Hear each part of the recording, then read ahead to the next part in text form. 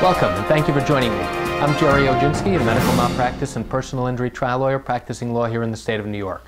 Today's topic is, what exactly does a personal injury and medical malpractice lawyer in New York do?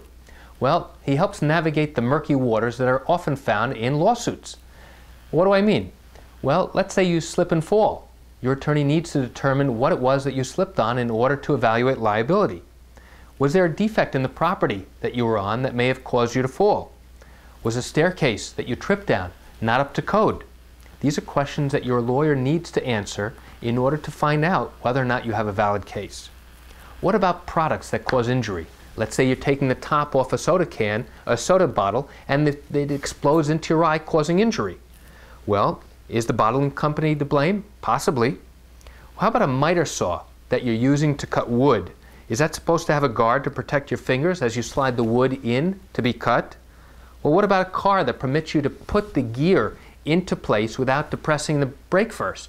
That's known as a gear interlock lever.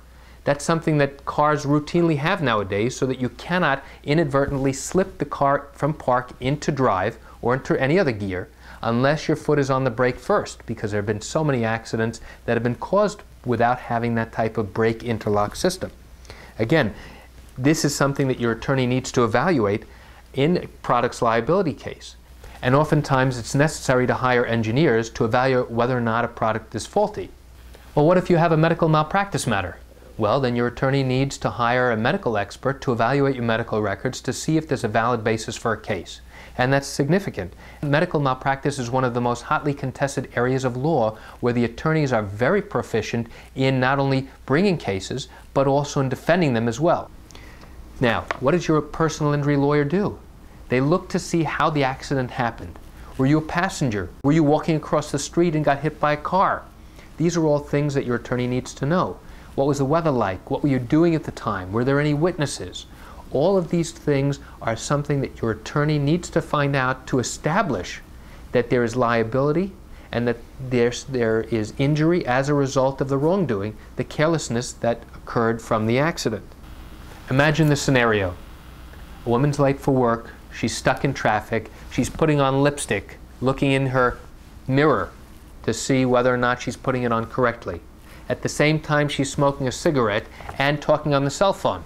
She's got the newspaper open on the side and glancing at it from time to time, watching ahead of her to see whether the traffic is moving. She turns the radio on. The cigarette drops, looking for the lighter. Can't you just imagine in your head what's going to happen next? You know what's going to happen. There's going to be, it's inevitable, an accident. Who's liable? Who's responsible? People have to be careful in their everyday lives. When things like that occur, where they're so blatantly careless, the attorney determines from their own investigation whether or not there's a basis to go forward. Can you imagine if people were never careless, accidents never happened? Well, then lawyers wouldn't have a job, they wouldn't be able to represent people involved in accidents, and that would be great. That means everybody would be fine and dandy and wouldn't be any need for lawsuits for carelessness.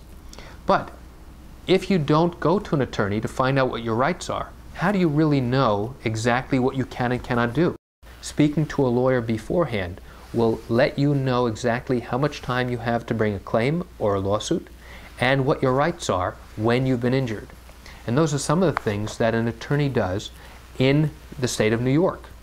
So when you go to an attorney, please ask the lawyer whether they have experience handling the type of case that you've been involved in, because you want to make sure that you have the right attorney. And that topic on how you choose an attorney is for another day in one of my other videos. Thank you for joining me. I'm Jerry Oginski. Have a great day.